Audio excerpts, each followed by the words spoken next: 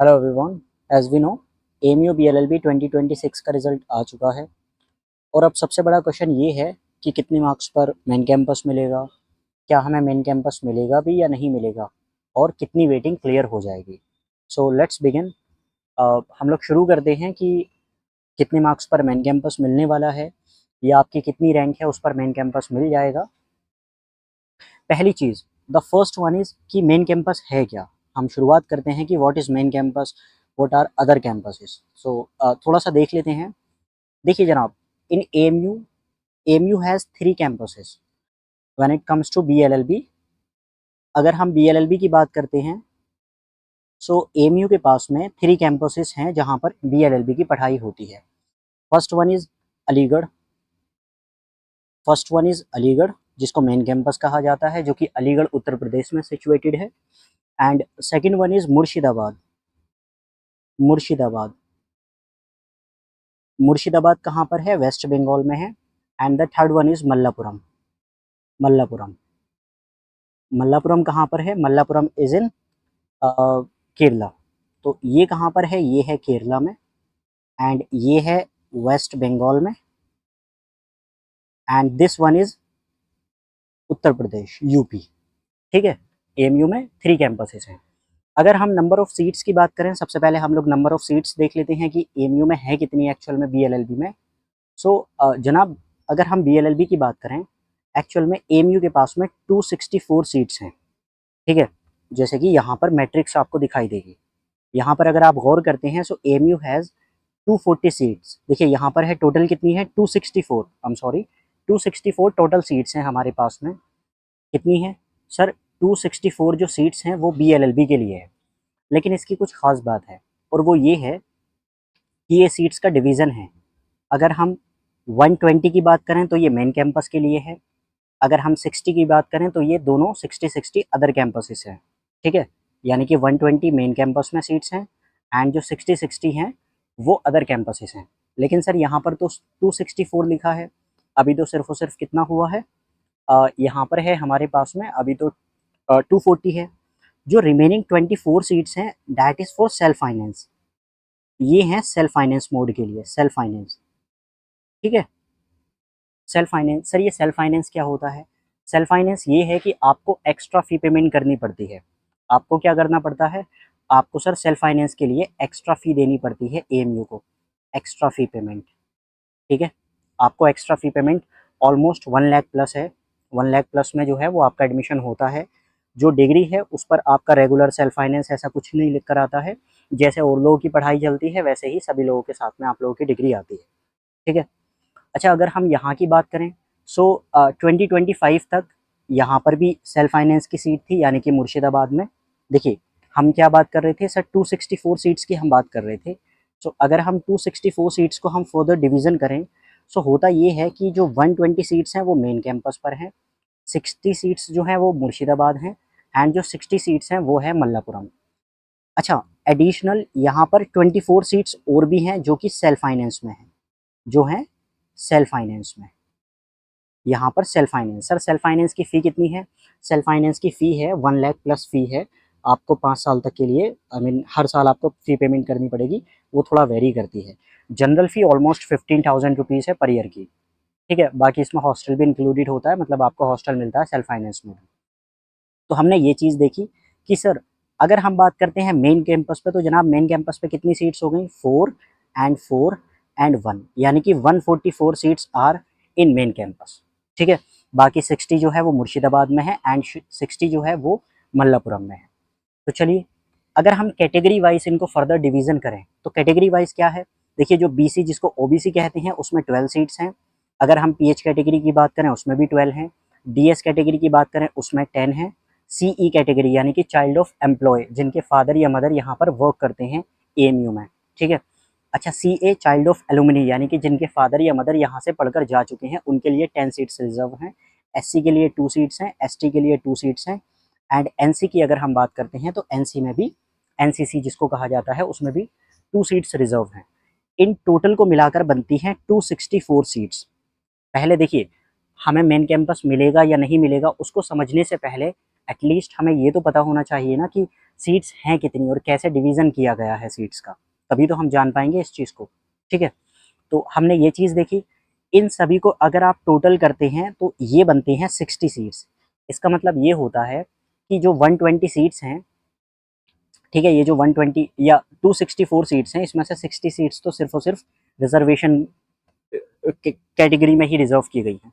12-12 इस टाइप से यहाँ पर है। ठीक है, अच्छा 2026 है अभी ये, और 2025 तक होता ये था कि मुर्शिदाबाद एंड मल्लापुरम यानी कि एएमयू ने यहाँ पर भी सेल्फ फाइनेंस में थी, यहाँ पर भी सेल्फ फाइनेंस में थी। बट शायद आपको ये जानकर दुख हो या खुशी हो कि 2026 से जो है, जो अदर कैंपसेस हैं, अदर कैंपसेस जो हैं वहाँ पर सेल्फ फाइनेंस नहीं है, सेल्फ फाइनेंस नहीं है। सिर्फ और सिर्फ 24 seats are reserve for main campus. तो यहाँ पर 24 ही हैं बस। लास्ट ईयर तक ये था कि जो दो सेंटर हैं मुर्शिदाबाद और मल्लापुरम, वहाँ पर भी आपको सेल्फ फाइनेंस की सीट्स दिखाई दे रही थी। बट इस बार अगर आप प्रोस्पेक्टस चेक करेंगे तो वहाँ पर मेंशन नहीं किया है। डेट मीन्स कि वो सीट्स जो है वो ख़त्म कर दी हैं, रिमूव कर दी हैं, अब नहीं है। चलिए शुरू करते हैं। हमने ये चीज़ देखी कि 3 कैंपसेस हैं एएमयू के पास में। एक अलीगढ़ में जहाँ पर 120 सीट्स रेगुलर मोड में है, इसको कहा जाता है रेगुलर मोड, एंड इसको कहा जाता है सेल्फ फाइनेंस मोड, इसको कहा जाता है रेगुलर मोड। ये होता है रेगुलर मोड। ठीक है, बस फी का डिफरेंस है, बाकी ऑलमोस्ट सब कुछ सेम है। एंड 60 यहाँ मुर्शिदाबाद में, 60 यहाँ पर है। तो चलिए अब बात आती है हमारे पास में कि सर कितनी रैंक, किसी पर्सन की कितनी रैंक होनी चाहिए कि उसको मेन कैंपस मिल जाएगा, कितनी रैंक और कितनी वेटिंग पर मेन कैंपस मिल जाएगा। देखिए ये कुछ अब्रीविएशंस हैं, शायद आप लोगों को पता भी होगा। आपकी जो रिजल्ट है उसमें कुछ सिंबल्स आपको दिखाई दे रहे होंगे। जो एस है, यानी कि अगर कहीं पर भी आपको एस दिखा है, सपोज कीजिए आपकी जो रैंक है वो आई है इस टाइप से है, यहाँ पर होगा मान लीजिए 125 एस दिखाई दे रहा है, इसका मतलब ये है कि आप सेलेक्टेड कैटेगरी में हैं। ठीक है, उसके बाद में यहाँ पर सी लिखा है, सी का मतलब होता है चांस मेमो, या फिर वेटिंग लिस्ट कहा जाता है इसको, वेटिंग लिस्ट। ठीक, एंड जो डॉलर है, डॉलर होता है स्पेशल कैटेगरी। जो स्पेशल कैटेगरी है CE CA या जितनी भी कैटेगरीज हैं उसके थ्रू आपका क्या है, यहाँ पर सिलेक्शन है। और अगर हैज़ है तो यानी कि स्पेशल कैटेगरी में आपकी वेटिंग है। ये चीज़ें सभी को ऑलमोस्ट पता होंगी। ठीक है, यानी कि अगर हम बात करते हैं क्या सर, हम बात कर रहे हैं यहाँ पर एस का मतलब होता है जनरल से सेलेक्टेड लिस्ट में है, सी का मतलब होता है वेटिंग लिस्ट में है जनरल से आप, और डॉलर का मतलब होता है स्पेशल कैटेगरी सेलेक्टेड लिस्ट में है, हैज़ का मतलब होता है कि आप स्पेशल कैटेगरी की वेटिंग लिस्ट में हैं। ठीक है, तो चलिए अब हम जो है वो नेक्स्ट वाली स्लाइड पर यही देखने वाले हैं कि हमको मिलेगा या नहीं मिलेगा। देखिए जनाब, सबसे पहले तो हम शुरू करते हैं, हम बात करते हैं जनरल वेटिंग की। जनरल वेटिंग की हम बात करते हैं, जनरल वेटिंग की। अगर हम जनरल वेटिंग की बात करें तो जनरल वेटिंग में एएमयू अक्सर निकालता है 1 से लेकर 600 स्टूडेंट की जो है वो जनरल वेटिंग निकाली जाती है। आप ये बात याद रखिएगा कि अगर आपकी कोई भी, आप किसी और कैटेगरी में नहीं है और आपकी जो वेटिंग है वो जनरल में है, तो आप भूल जाइए कि आपको मेन कैंपस मिलने वाला है। ठीक है, यानी कि आपको मेन कैंपस, भूल जाइए, आपको मेन कैंपस मिलेगा ही नहीं। मेन कैंपस आपको नहीं मिलेगा अगर आपका वेटिंग लिस्ट में है, जनरल में है। ठीक है, अच्छा दूसरी बात सर, अगर स्पेशल कैटेगरी की, जो स्पेशल कैटेगरी होती है, स्पेशल कैटेगरी अगर आप उसकी वेटिंग लिस्ट में है, अगर आप इसकी वेटिंग लिस्ट में हैं, सो हाँ फिर आपके चांसेस हैं। यहाँ पर क्या हो जाएगा सर, यहाँ पर है आपके चांसेस हैं, चांसेस हैं, चांसेस हैं। ठीक है, अगर आपका स्पेशल कैटेगरी की वेटिंग लिस्ट में है। अब वो वेरी करता है क्योंकि देखिए सीट्स जो है ना वो फिक्स्ड, मतलब सीट्स तो यहाँ पर फिक्स्ड हैं। अब ऐसा है ना, जितनी भी यहाँ पर सीट्स हैं सभी, अगर 12 हैं तो ऐसा तो है नहीं कि 12 के 12 स्टूडेंट को मेन कैंपस दिया जाता, बिल्कुल भी नहीं है। यहाँ पे फर्दर डिवीज़न है। ठीक है ना, सो वेरी करती हैं चीज़ें। इसलिए पहली बात तो ये, जितने भी स्टूडेंट की जनरल में वेटिंग है, यानी कि किसी और कैटेगरी में उनकी वेटिंग नहीं है और सिर्फ जनरल में है, वो भूल जाइए कि आपको मेन कैंपस मिलेगा। ठीक है, आपको मेन कैंपस नहीं मिलने वाला है। अच्छा अगर सर स्पेशल कैटेगरी में है तो हाँ आपके चांसेस हैं कि आपको मेन कैंपस मिल जाए। वो वेरी करता है क्योंकि हर साल की बात है, बहुत सारे बच्चे उसमें सेलेक्टेड में होते हैं, इस वजह से वो वेटिंग क्लियर होती रहती है और यहाँ पर चांसेस होते हैं कि स्पेशल कैटेगरी के थ्रू आपको मेन कैंपस मिल जाए।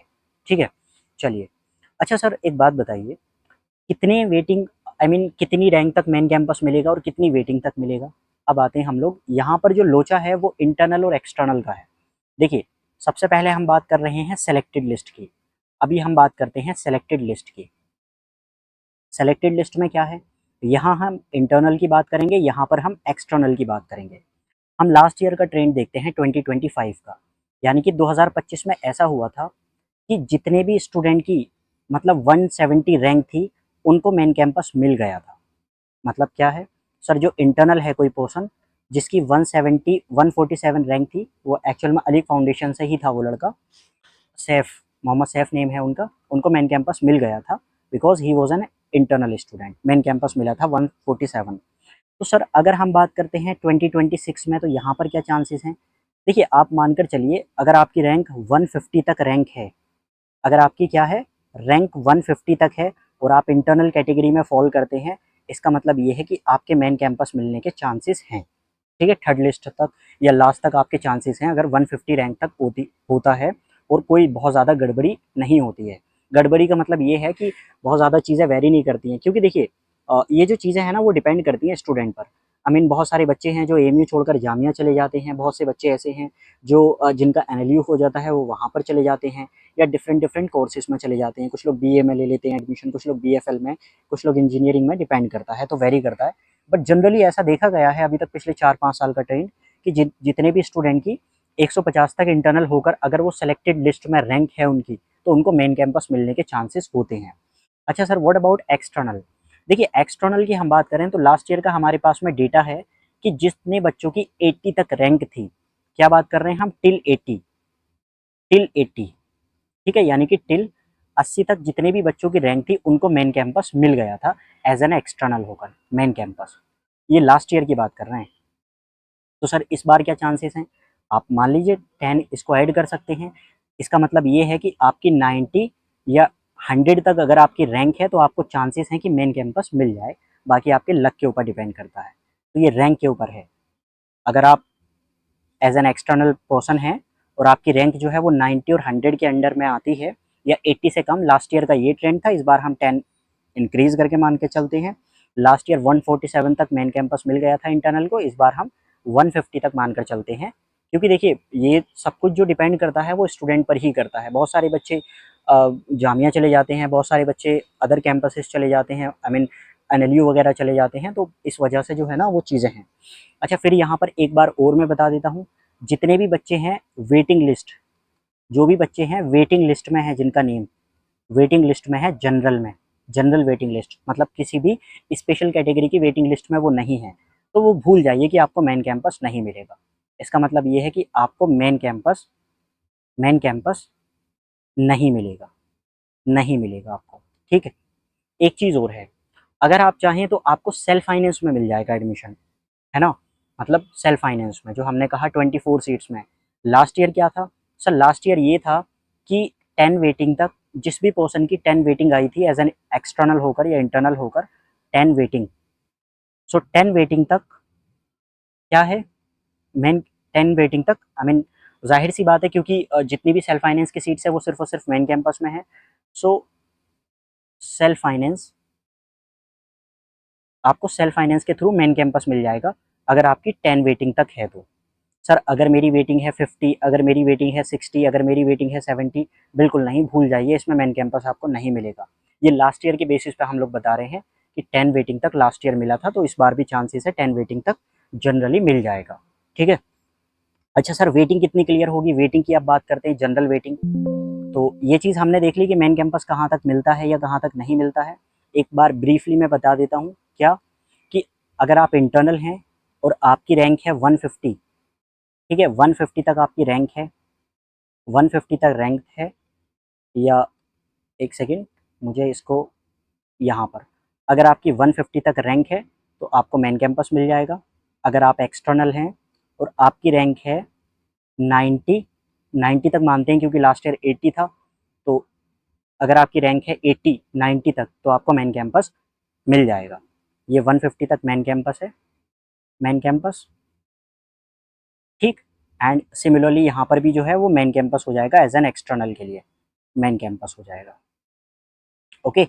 अच्छा इसी के साथ साथ ये तो हुई सेलेक्टेड लिस्ट की बात, सेलेक्टेड सेलेक्टेड लिस्ट।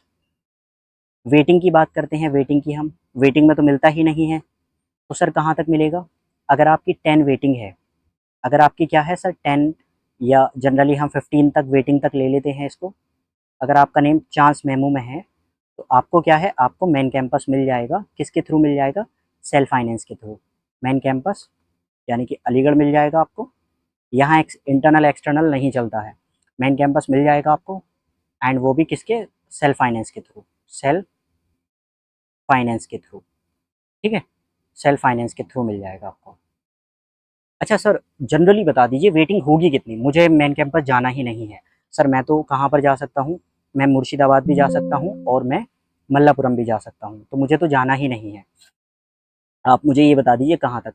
देखिए अगर मैं लास्ट ईयर की बात करूँ, सो लास्ट ईयर जो वेटिंग है वो 250 तक ऑलमोस्ट क्लियर हो गई थी, यानी कि जितने भी बच्चों की चांस मेमो में इतनी वेटिंग थी उनको जनरली जो है वो कैंपसेस मिल गए थे। अब वेरी करता है, एक तो है मुर्शिदाबाद, एक है मुर्शिदाबाद, ठीक है, एंड दूसरा है मल्लापुरम। मल्लापुरम सर, इसमें बेटर कौन सा है?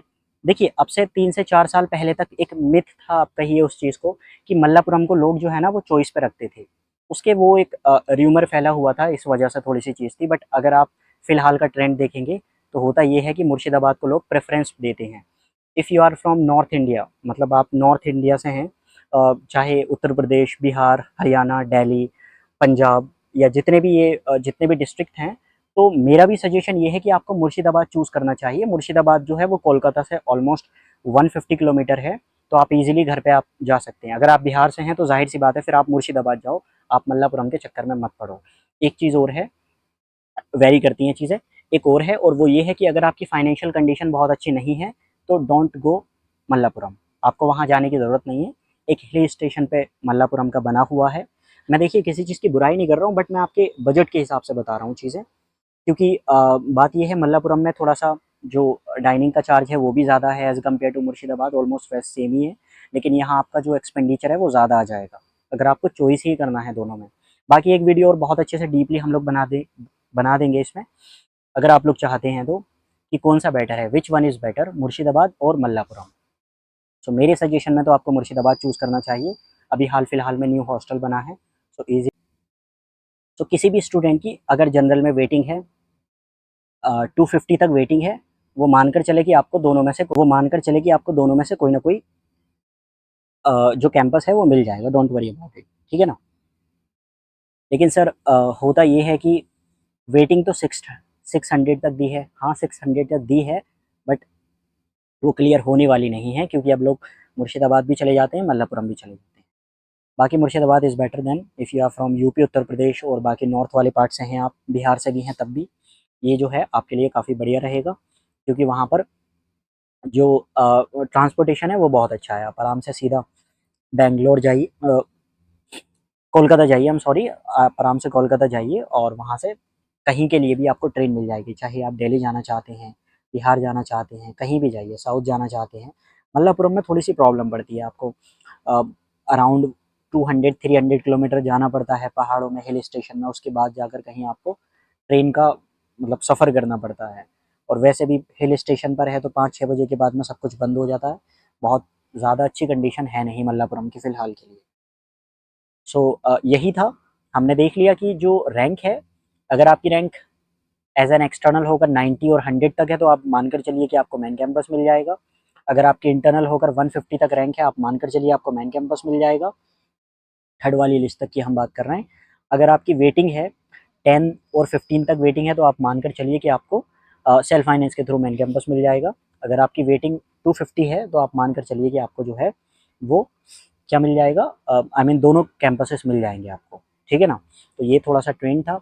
सर व्हाट अबाउट, आपने सीई के बारे में नहीं बताया, सीए के बारे में नहीं। देखिए ये इसको 100% प्रेडिक्ट करना कोई मतलब यहाँ पर जो है ना कोई नहीं बता सकता, कि क्योंकि इनका सीट्स का कोई अभी तक बहुत ज़्यादा डेटा हमारे पास में है नहीं, और कहीं भी नहीं मिलेगा आपको कि सीई में सर कितने तक मेन कैंपस मिल जाएगा। वेटिंग है तो वेटिंग में तो जनरली होता ये है, अगर हम कैटेगरीज़ की बात करें, अगर हम कैटेगरी, तो हमने क्या देखा था कि सर अगर कैटेगरी में आपका चांस मेमो ने में है ना नेम, चांस में है आपका, तब भी मेन कैंपस मिलने के चांस होते हैं। तब भी आपके क्या होते हैं, मेन कैंपस मिलने के चांस होते हैं आप। उसका रीज़न ये है कि आई मीन बहुत सारे बच्चों का जिनका कैटेगरी में चांस मेमो में होता है, उन्हीं सेम बच्चों का जो सेलेक्टेड लिस्ट में होता है नेम, इस वजह से उनका जो सिलेक्शन होता है वो एक्चुअल में जनरल के थ्रू होता है, ना कि चांस मेमो के थ्रू होता है। इसी वजह से जो बच्चे और इनके पीछे होते हैं उन लोगों का चांस मेमो के थ्रू मेन कैंपस मिलने के चांसेस होते हैं।